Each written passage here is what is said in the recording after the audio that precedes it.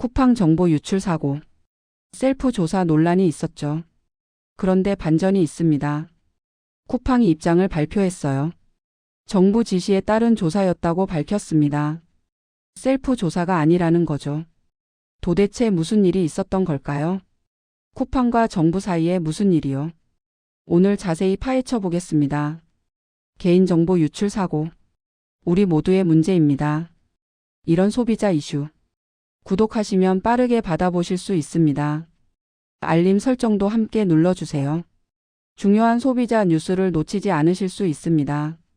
무슨 일이 일어났나요? 쿠팡이 입장문을 발표했습니다. 12월 26일의 일이에요. 정보 유출 조사 관련 내용입니다. 자체 조사가 아니었다고 밝혔죠. 정부 지시에 따른 것이라고 설명했어요. 셀프 조사 논란이 있었거든요. 정부가 불쾌감을 드러냈습니다. 쿠팡이 독자적으로 조사했다는 비난. 이에 대한 정면 반박이었습니다. 언제부터 시작됐나요? 시작은 12월 1일이었습니다. 쿠팡이 정부와 만났어요. 전폭적으로 협력하기로 약속했죠. 이틀날엔 공문을 받았습니다. 정부로부터 공식 요청이 온 거예요. 유출 사고에 대한 조사 요청이었죠. 그 후 몇 주 동안 작업했습니다. 거의 매일 정부와 협력했어요. 유출자를 추적하고 접촉했습니다. 어떤 과정을 거쳤나요? 9일에 중요한 제안이 왔습니다. 정부가 유출자 접촉을 제안했어요. 쿠팡은 이를 받아들였죠. 유출자와의 대화 내용, 단어 선택까지 정부와 협의했습니다. 신중하게 준비했어요. 14일에 첫 만남이 있었습니다. 정보 유출자를 처음 만났죠. 즉시 정부에 보고했습니다. 16일엔 증거를 회수했어요. 데스크톱과 하드 드라이브요. 정부 지시에 따라 수거했습니다. 바로 정부에 제공했죠. 18일엔 추가 증거를 찾았습니다. 하천에서 맥북을 회수했어요. 유출자가 버린 노트북이었죠. 포렌식 팀이 투입됐습니다. 물증을 확보하고 정부에 인계했어요. 21일엔 경찰에 제출했습니다. 하드 드라이브와 노트북, 유출자 진술서 3건까지요. 지문 날인도 포함돼 있었습니다. 왜 논란이 생겼나요? 쿠팡이 조사 결과를 발표했습니다. 23일과 24일의 일이에요. 자체 조사 결과라는 인상을 줬죠. 정부가 불쾌감을 드러냈습니다. 확인된 것이 아니라고 선을 그었어요. 셀프 조사 논란이 터졌죠. 셀프 면죄부라는 비난까지 나왔습니다. 쿠팡은 억울했을 겁니다. 정부 지시를 따랐는데요. 오히려 비난을 받게 됐으니까요. 배경 설명. 개인정보 유출은 심각한 문제입니다. 우리 모두에게 영향을 미치죠. 이번 쿠팡 사태도 대규모였어요. 많은 고객이 피해를 입었습니다. 정부는 왜 개입할까요? 개인정보보호법이 있기 때문입니다. 기업이 고객 정보를 지켜야 해요. 유출되면 법적 책임을 집니다. 정부의 역할은 무엇일까요? 사고 원인을 조사합니다. 피해 규모를 파악하죠. 재발 방지 대책을 마련합니다. 기업에 제재를 가할 수도 있어요. 그런데 이번엔 복잡했습니다. 정부와 기업이 협력했거든요. 쿠팡은 정부 지시를 따랐다고 해요. 하지만 결과 발표에서 문제가 생겼죠. 왜 이런 일이 생겼을까요? 소통의 문제로 보입니다. 쿠팡은 고객에게 알리고 싶었어요. 조사 진행 상황을 공유하려 했죠. 하지만 정부 입장은 달랐습니다. 아직 확정된 게 아니라는 거예요. 검증이 더 필요하다고 봤죠. 그래서 불쾌감을 드러낸 겁니다. 셀프 조사란 무엇일까요? 기업이 스스로 조사하는 거예요.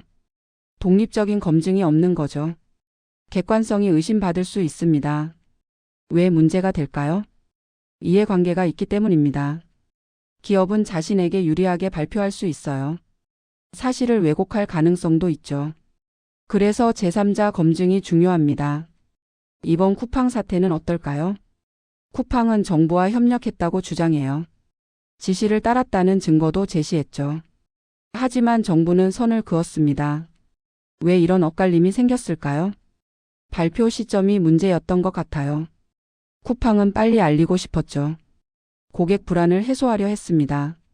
하지만 정부는 신중했어요. 검증이 끝나지 않았거든요. 섣부른 발표는 혼란을 줄 수 있다고 봤죠. 증거인멸 논란도 있었습니다. 쿠팡이 유출자를 만난 거예요. 증거를 없앨 수 있다는 의심. 하지만 쿠팡은 반박했습니다. 정부 제안에 따른 것이라고요. 실제로 어땠을까요? 쿠팡 주장이 사실이라면요. 정부가 유출자 접촉을 제안했다고 해요. 대화 내용까지 협의했다고 하죠. 그렇다면 왜 논란이 됐을까요? 정부가 공개적으로 인정 안 했거든요. 쿠팡만 주장하니 신빙성이 떨어졌죠. 정보 유출 사고는 복잡합니다. 원인 파악이 쉽지 않아요. 디지털 흔적을 찾아야 하죠. 전문 기술이 필요합니다. 유출자는 누구였을까요? 내부자로 알려졌습니다. 쿠팡 직원이었다는 거예요. 고객 정보에 접근 권한이 있었죠. 어떻게 유출했을까요? 회사 시스템을 이용했을 겁니다. 개인 장비로 복사했을 수도 있어요. 외부로 반출했겠죠. 왜 버렸을까요? 증거를 없애려 했을 겁니다. 하천에 맥북을 버렸다고 해요. 하지만 회수됐죠. 포렌식이란 무엇일까요? 디지털 증거를 찾는 기술입니다. 삭제된 파일도 복구할 수 있어요. 전문 장비와 인력이 필요합니다. 쿠팡은 포렌식 팀을 투입했어요. 물증을 확보했다고 밝혔죠. 정부에 제공했다고 합니다. 정부의 대응은 어땠을까요? 김용범 정책실장이 나섰습니다. 긴급회의를 열었어요. 범부처 TF를 확대했죠. 강도 높은 대응을 예고했습니다. 왜 이렇게 강하게 나올까요? 국민 불안이 크기 때문입니다. 개인정보는 민감한 사안이에요. 정부 역할이 중요하죠. 앞으로 어떻게 될까요? 조사는 계속될 겁니다. 정확한 유출 규모를 파악할 거예요. 유출 경로도 밝혀낼 거죠. 쿠팡에 대한 제재도 검토될 겁니다. 소비자는 어떻게 해야 할까요? 일단 자신의 정보를 확인하세요. 쿠팡 이용 내역을 점검하세요. 이상한 점이 있는지 살펴보세요. 생활 적용 팁. 첫째, 개인정보 유출 여부를 확인하세요. 쿠팡 앱이나 웹사이트를 확인하세요. 공지사항을 꼼꼼히 읽으세요. 나의 정보가 유출됐는지 보세요. 고객센터에 문의할 수도 있어요. 둘째, 비밀번호를 즉시 변경하세요. 쿠팡 계정 비밀번호요. 복잡하게 만드세요. 다른 사이트와 다르게 설정하세요. 주기적으로 바꾸는 습관을 들이세요.